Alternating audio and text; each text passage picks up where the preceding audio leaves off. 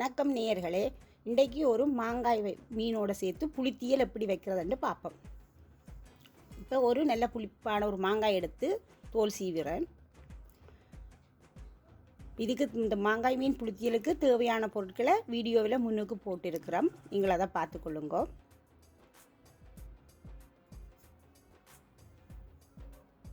இப்போ இந்த மாங்காயை தோல் சீவிட்டு சின்ன சின்ன துண்டுகளாக வெட்டி எடுத்துட்டேன்.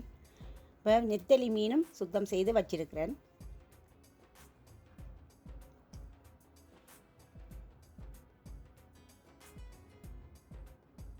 இப்போ ஒரு பாத்திரத்தில் கொஞ்சமாக தண்ணி ஊற்றுறேன். ஏன்னா தண்ணி மீனுக்கு மேலே அதிகமாக நிற்கக்கூடாது, கொஞ்சம் தண்ணி விடலாம்.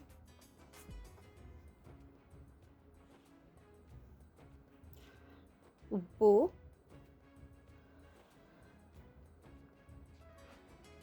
அடுத்ததாக மஞ்சள் தூள்,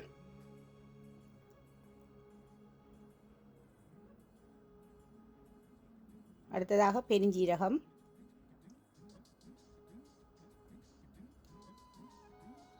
நெத்தலி மீன் எல்லாத்தையும் இதில் போட்டுக்கொள்கிறோம். இது எல்லாத்தையும் ஒன்றா போட்டே நாங்கள் அவிய விடலாம்.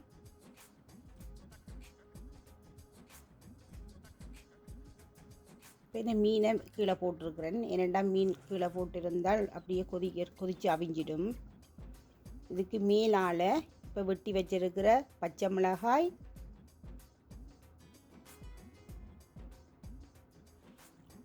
மாங்காய் துண்டுகள்,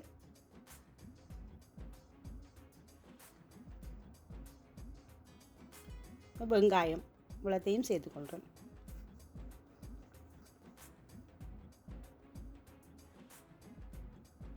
இது எல்லாத்தையும் போட்டு இப்படியே மீனுக்கு மேலே பரத்தி விட்டுட்டு நாங்கள் மீன் இந்த மட்டத்தில் தண்ணி நின்றால் போதும். அவ்வளோ தண்ணியை ஊற்றி இதை நாங்கள் கொதிக்க விடுறோம்.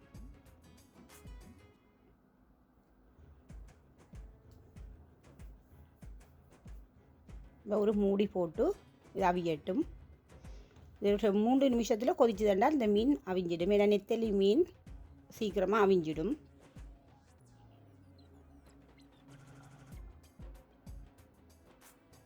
இப்போ நாங்கள் இப்போ கொதித்து மீனெல்லாம் அவிஞ்சிட்டுது. இப்போ உப்பு புளியை நாங்கள் இதில் எப்படின்னு டேஸ்ட்டுக்கு பார்த்துட்டு இதில் வேணுமெண்டா உப்பு போட்டுக்கொள்ளலாம்.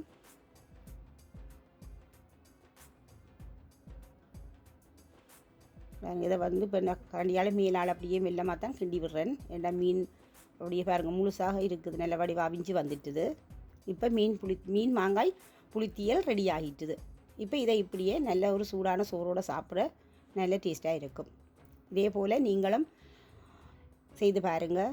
பிடித்திருந்தால் உங்கள் நண்பர்களோட ஷேர் பண்ணுங்கள்.